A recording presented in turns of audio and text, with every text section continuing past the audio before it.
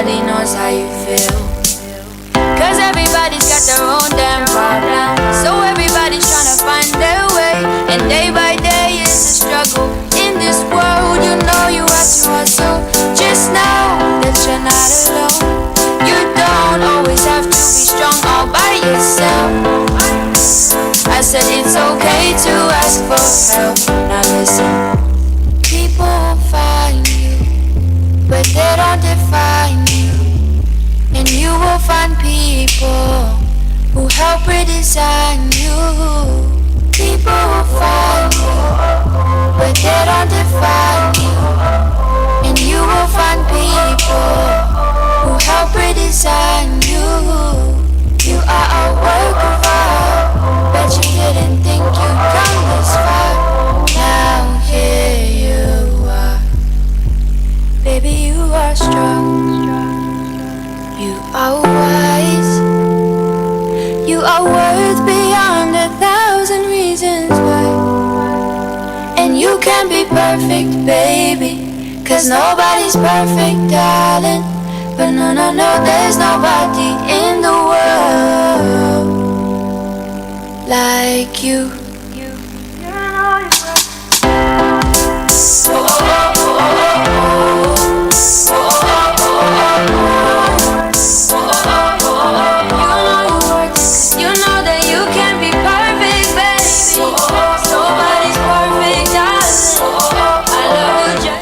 Alright, that was Like You by Tatiana Minogue, and of course, no one is as strong as you are. No one believes in yourself as like you would, and I mean, just believe in yourself. I think that's the essence of that particular song. Of course, you're still tuned in to Emirate Radio 98.5 FM, and remember, today you can join in on this conversation by calling our studio lines.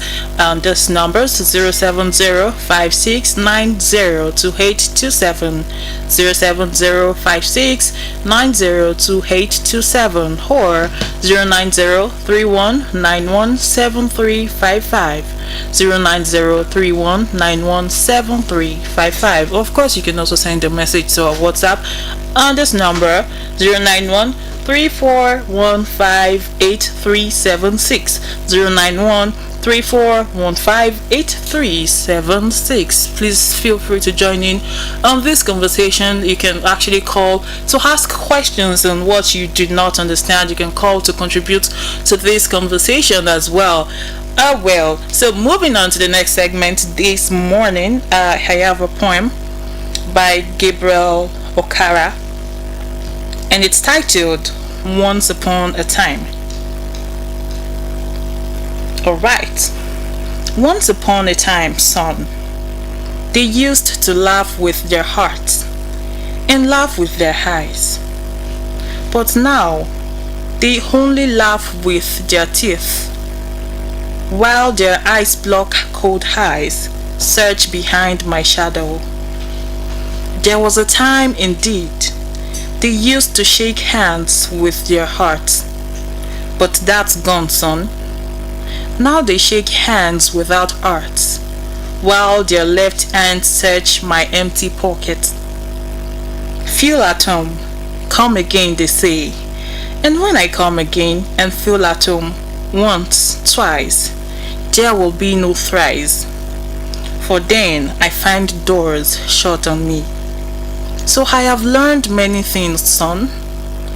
I have learned to wear many faces, like dresses, home face, office face, street face, boost face, cocktail face, with all their conforming smiles, like a fixed portrait smile.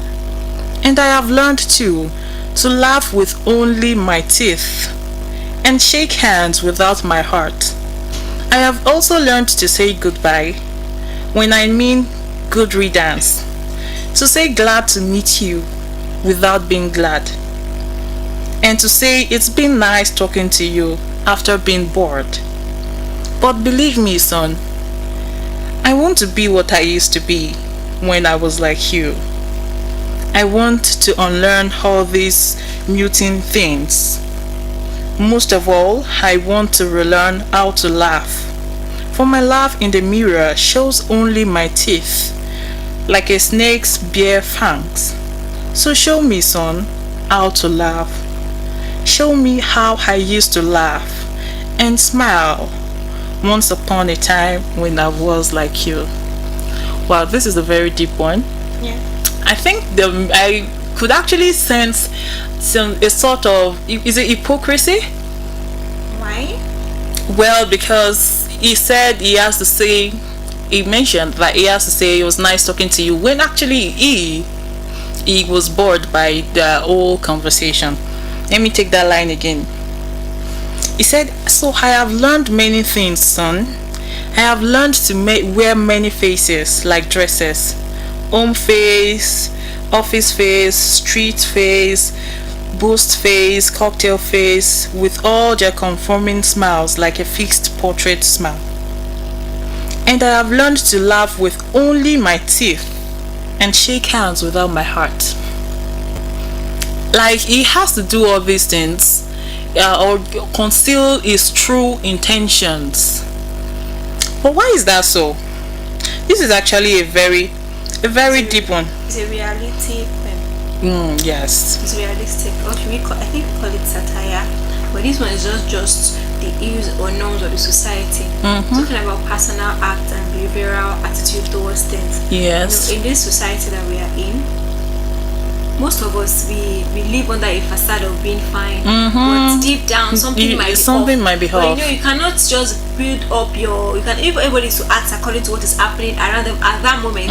A lot of people will never want to be with people because I don't want to see emotion. I don't want to, the fact that I don't want to see I don't want to see it, but there are some things that the atmosphere might charge up everything, and then I have to just bottle up my own. Probably I was in a good mood, but because I'm seeing you, I might not want to express myself like I'm supposed to because of one. So most times just smile, even if it's not fine. Of course, you just have to pretend like you're fine. And I thought of this recently, where you ask someone, "Oh, how are you?" Even me, like as a person, when you ask me, even when something is wrong with me, I found myself just saying, when they say, "Oh, how are you?" I'll be like, "Oh, I'm fine." But deep down, well, something might actually be wrong with me. But it's just that kind of response that I'm used to, and it's just just to show, well, I'm fine. I really don't want to talk, about what's happening right now. So back to the poem. The poem is about a father who laments lost sincerity, replaced by fake smiles and cold eyes. In this poem, it describes greetings, handshakes, and welcomes as empty rituals driven by self-interest. So, I think this we found in the last line, the final stanza. There he asked his son to teach him honest laughter again, on learned mask. I think that's due to the fact that his son is like a younger version who is has not conformed to all those ills and problems of exactly society or family problems. It's still innocent. It's still fresh. It still has that human empathy, sympathy is still in him. So he's not exposed yet. So I guess he's talking because he knows that the child, or the son rather, would definitely be innocent. Yes. So is like him rubbing off or rubbing from his own emotions. Because he would definitely be sincere, as opposed to the father who has experienced life on different angles. Okay. Yes, and I feel it's also more like an appeal to probably return to childhood.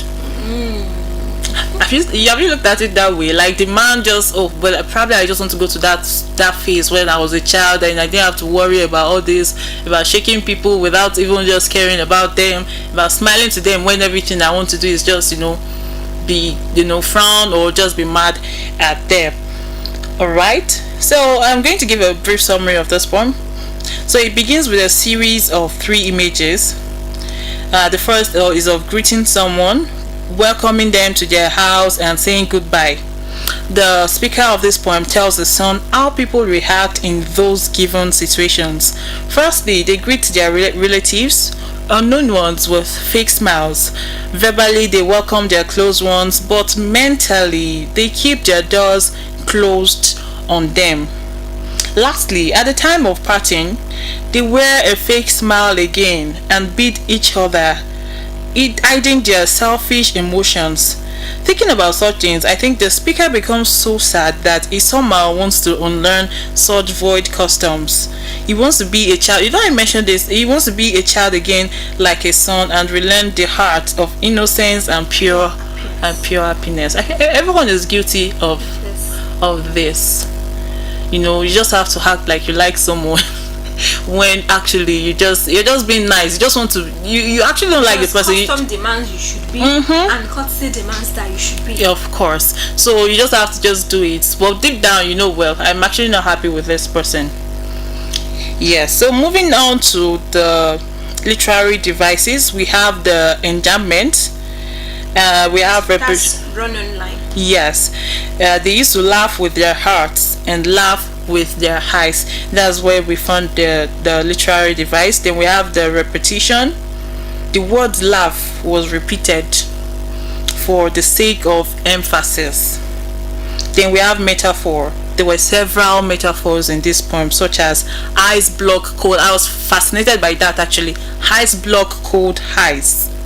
That was a metaphor. Then the home face, office face, cocktail face, that was also a metaphor too.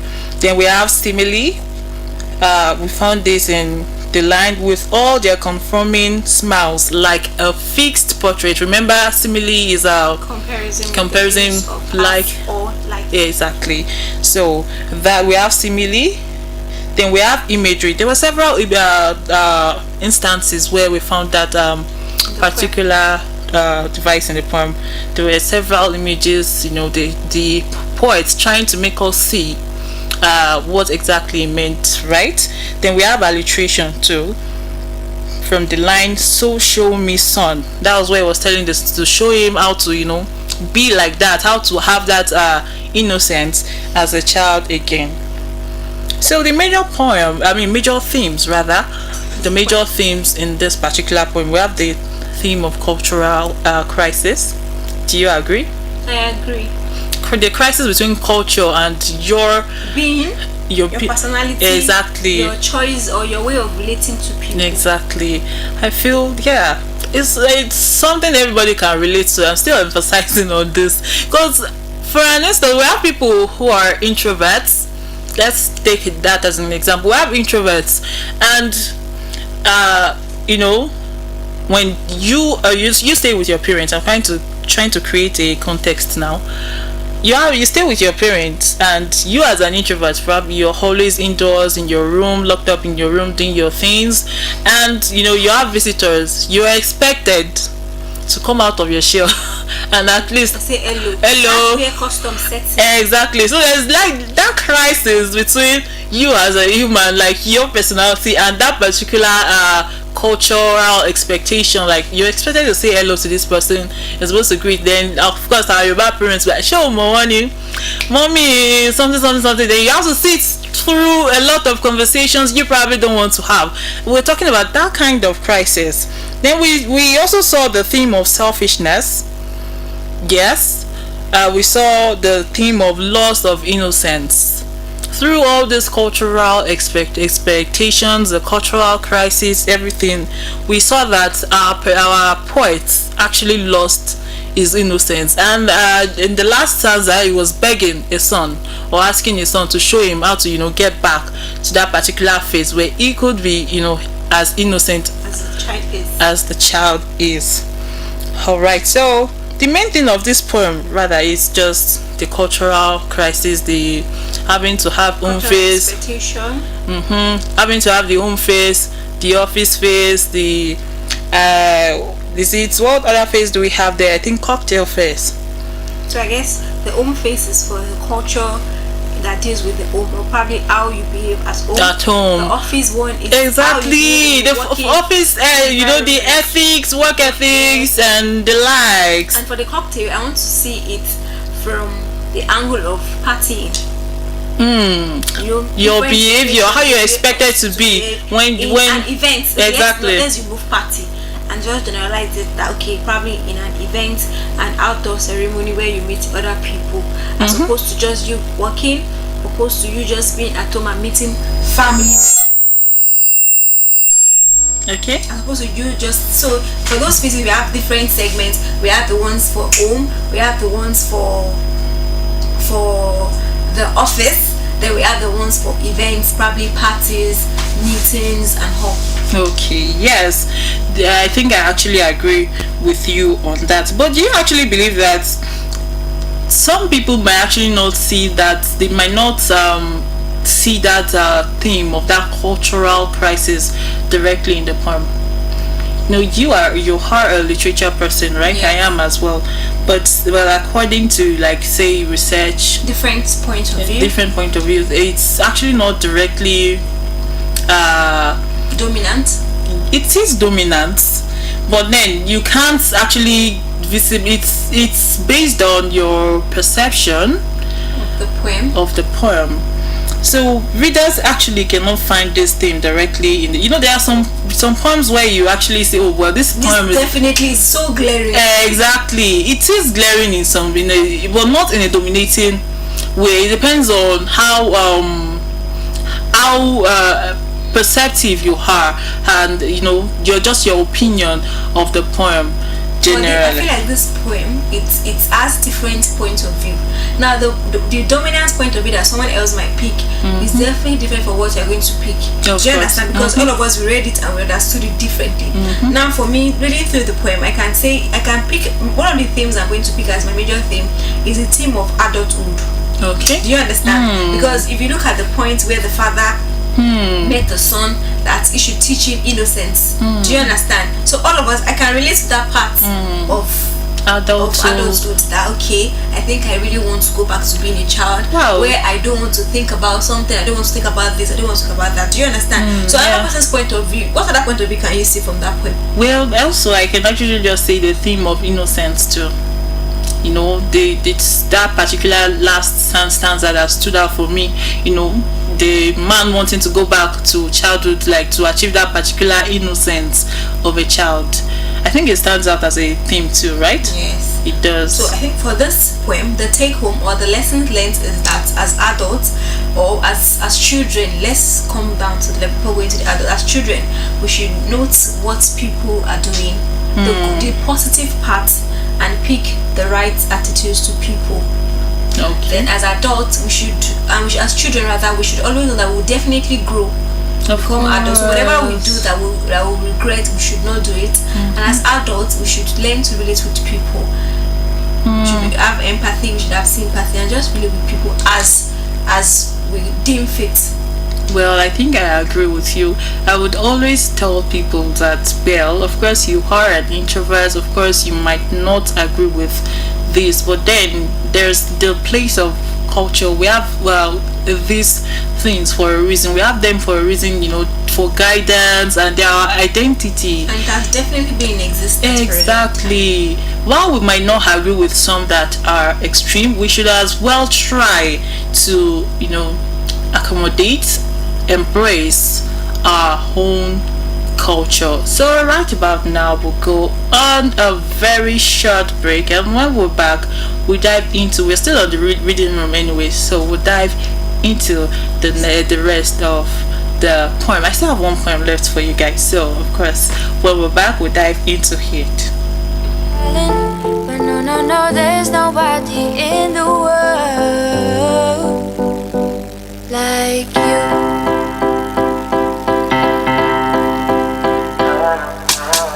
What do you do when you can't let go? What do you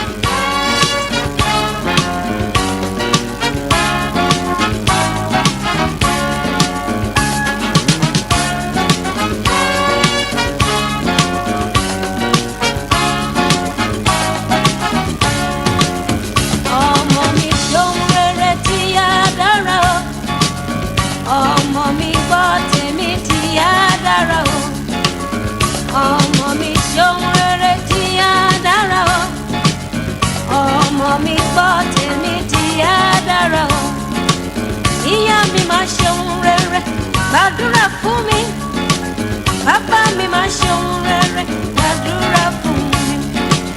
Ọmọdé bá wùwà burúkú wá ní ìyá rẹ̀ ló kọ́. Ọmọdé bá wùwà burúkú wá ní bàbá rẹ̀ ló kọ́. Ìyá mi fọ̀nà tó dán mi láyé. Bàbá mi fi wá tó dán mi láyé. Ayé tí mo wà yìí kò máa yé mi o. Ẹ̀yin ni Ọlọ́run kejì mi láàyè.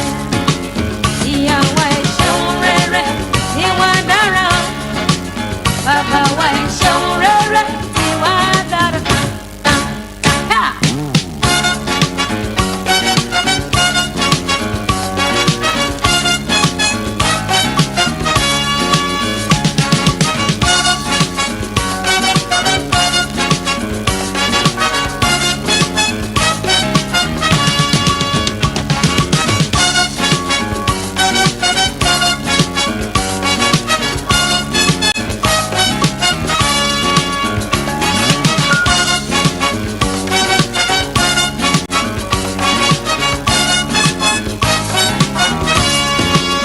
Ìyá mi máa ṣeun rere, gbàdúrà fún mi.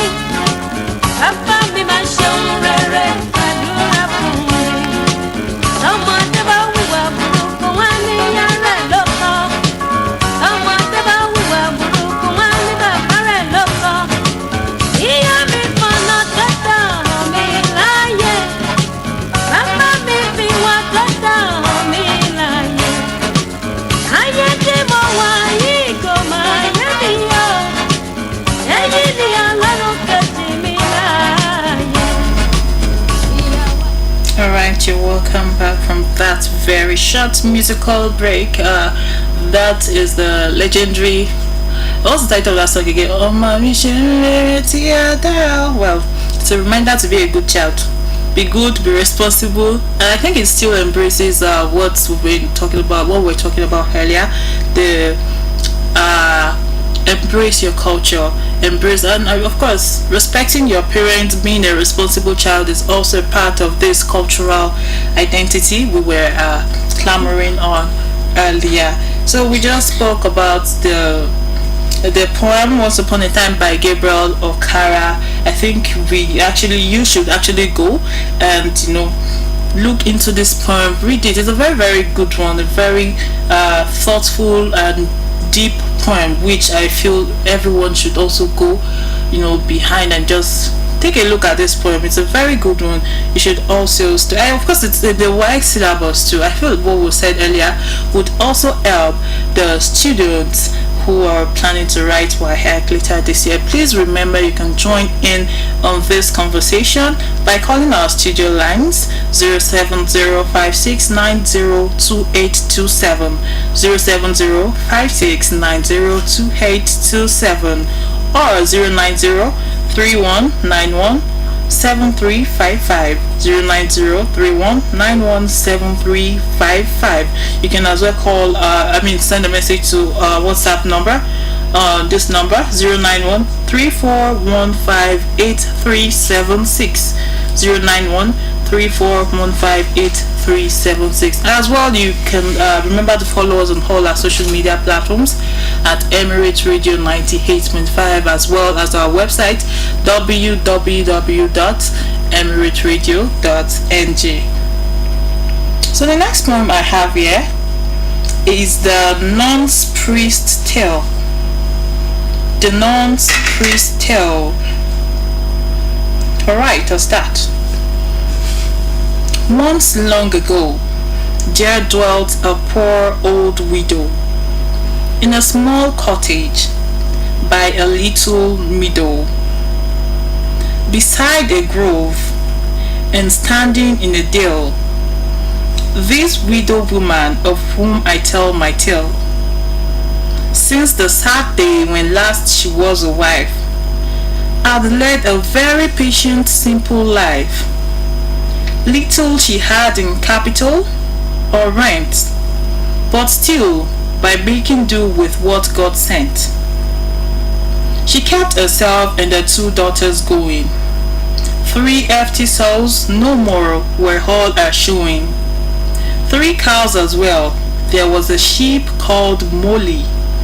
sooty a hall, a kitchen melancholy. And there she had full many a slender meal. There was no sauce piquant to spice her veal, no dainty morsel ever passed her throat. According to her, cloth she cut a coat. Repletion never left her in disquiet, and all her physique was a temperate diet. Hard work for exercise and heart's content, and rich man's gout did nothing to prevent. A dancing apoplexy struck her not. She drank no wine, nor white nor red at got. Her board was mostly served with white and black, milk and brown bread, in which she found no lack. Broiled bacon or an egg or two were common. She was in fact a sort of dairy woman. She had a yard that was enclosed about by a stockade and a dry ditch without, in which she kept a cock called Chanticleer. In all the land for crowing he would no peer. His voice was jollier than the organ blowing. In church on Sundays he was great at crowing, far more regular than any clock, or abbey bell the crowing of this cock. The equinoctial wheel and its position, at each ascent he knew by intuition. At every hour 15 degrees of movement. He crowed so well there could be no improvement. His comb was redder than fine coral tall, and battlemented like a castle wall. His bill was black and shone as bright as jet. Like azure were his legs, and they were set on azure toes with nails of lily white. Like burnished gold his feathers, flaming bright. This gentle cock was master in some measure of 7 hands, all there to do his pleasure. They were his sisters and his paramours, colored like him in all particulars. She with the loveliest dyes upon her throat was known as gracious Lady Petelote. Courteous she was, discreet and debonair, companionable too, and took such care in her deportment since she was 7 days old. She had the heart of Chanticleer controlled, locked up securely in her every limb. Oh, what a happiness is love to him, and such a joy it was to hear them sing. And when the glorious town began to spring, in sweet accord, my love is far from land. For in those far off days, I understand all birds and animals could speak and sing. Oh my god, the very first thing I noticed about this poem was the rhyme scheme. Did you notice that too? Yes. Captivating. Yes, very it's the first every 2 lines they actually rhyme together. I don't know if you got that. They actually rhyme together. Every 2 lines we have the AA, BB, CC, you know.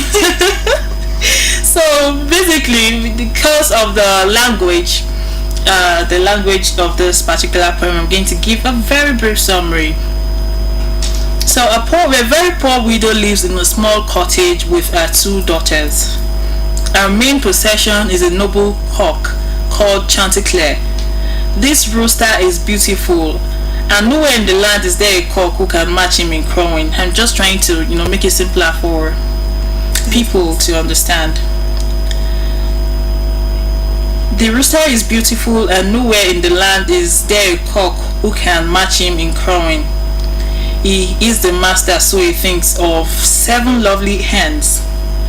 The loveliest of those hens was the beautiful and gracious Lady Petelote. That's an hen actually, Lady Petelote.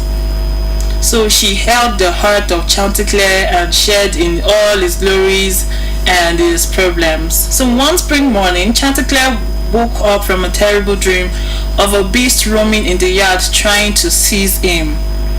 The beast's colors and markings were much as the same of a fox, and Lady Petalot cried out, "For shame, fie on you," and tells him that being afraid of dreams is cowardly, and that by showing such fear, he has actually lost a love. Then she told him he dreamed because he heard too much, and that it is well known that dreams have no meaning. I think this is where we'll stop on today's segment, the reading room. That poem was it was a very good one, although it's very long. We read the shortened, that was the shortened version. It is a very very long poem. So the poem is titled the nun's priest's tale.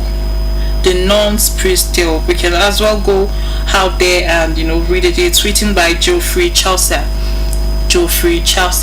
So right about now we'll go on another very short break, and when we're back we dive into the very last segment on today's experience of Education Digest, which is the etiquette segment. Alright, please stay with us.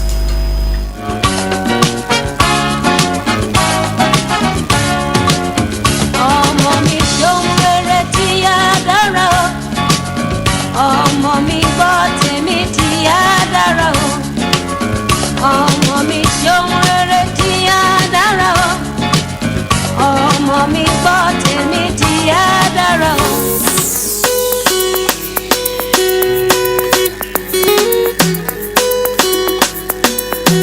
Ìyá ta kù wálẹ̀, àlùjọjọ kíjọ.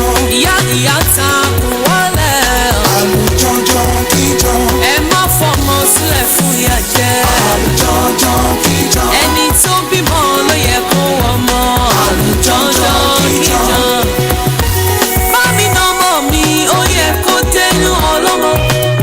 Ojú mẹ́rin ló ń bímọ ṣùgbọ́n ìgbà ojú ní wọ́mọ. Ọmọ tá kọ́ agbélé tá kọ́ tà, ọmọ tá tọ́ akẹ́ṣọ́ tá níta. Ọmọ nígbẹ̀yìn, ọmọ lọ́lá, ọmọ lọ́lá, ọmọ ní ọmọlàjẹ, ọmọlẹ́wà, ọmọlẹ́ṣọ́. You're welcome back from that very short break. Remember, you're still tuned into Emirate Radio 98.5 FM. And also remember to follow us on all our social media platforms at Emirate Radio 98.5, as well as our website www.emirateradio.ng. Alright, so moving on to the next segment, which is the etiquette segment. Alright, so basically I actually just want to talk about something called self-esteem. Something called self-esteem. So good manners are not just about rules. When they say good manners, like you have a very good manner, or have a good manner rather, they are not just about rules. They are a reflection of how you see yourself. That your behavior, your manners are a reflection of how you see yourself. So when you have a healthy self-esteem, it naturally shows in the way you speak, the way you carry yourself, and even how you respond to people around you. You don't need to be loud to be confident, and you don't even need yourself to to shrink yourself rather to be polite. Do you agree, Omotolani? The way if you have like a very good self-esteem, do you think it will reflect without bragging, without showing off yourself? You think of course it shows in the way you talk. If you are self-confident, if you see a self-confident person and a shy person and you both ask them a question, you would notice that even the one with the high self-esteem might actually not answer your question correctly, right? But of course you will see that the level of self-confidence, how it would exude. And the fact is, the shy person might have the right answers, and he or she might just drop a sentence or a simple, at most a complex sentence, and it captures everything that is needed in that question. While the bold or the confident person just speak and talk and talk and talk and be like, what are you saying? Of Do you course, exactly. Like it can be like that. It can be like that too. Yes. So someone with healthy self-esteem can greet others warmly, maintain eye contact. I think I spoke about this before. Maintain eye contact and communicate clearly without feeling intimidated or trying to prove a point. Just letting them know, well, you can't be intimidated. Maintain eye contact, answer whatever question was asked, communicate clearly, and of course they'll know, well, this person is actually quite confident. They also know how to set boundaries. People with self-esteem know how to set boundaries respectfully, saying no when necessary without being rude or feeling guilty. On the other hand, when self-esteem is low, it can show up as over apologizing, avoiding conversations, or even coming across as defensive. That's, you start apologizing for things you shouldn't. I mean, for even setting boundaries. Have you ever come across a situation like that where someone, the person is actually in the right? Probably you told someone, oh, well, don't do this, and the person did, and then you're even apologizing for probably talking down on the person or just saying no to that person. Those are things a person with low self-esteem can actually do. You know that, right? Over apologizing and feeling bad and the likes. Then it starts from within. So I think the word for the week is take a moment to check within yourself. Check within yourself, because how you value yourself will always shape how you show up. I want you to repeat that. How you value yourself will always shape how you show up, how you relate with others, and how people respond to you. So the whole essence about etiquette and everything is having confidence with respect. It's part of having etiquette too. Confidence with respect. The fact that I'm telling you to have a high self-esteem does not mean you should go and be bragging to people, be rude to people. Some people take that as being rude. They say, oh well, I'm just confident in myself, I just know what I want. You're being rude. So self-esteem, self-confidence is mainly you're being confident with having respect. Those two combinations are what makes you some confident person. They are what makes you know that, okay, yes, I have a very high self-esteem. Yeah, so this is where we draw the curtains on today's experience of Education Digest. Did you have fun? You did. It doesn't look like you did. I don't want to go. You don't want to go? Well, I want to go to, like, we've had fun, read interesting poems, right? You were fascinated by that first one. The first one, yes. We had fun. I hope you all did too. I'm very sure a lot of people had fun at home, as well as Facebook.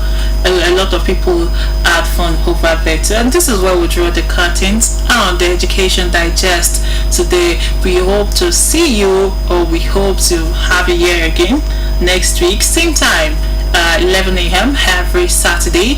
Please stay tuned to Emirate Radio 98.5 FM, and I remain Treasure Ajayi. Good afternoon. And I am Omotolani.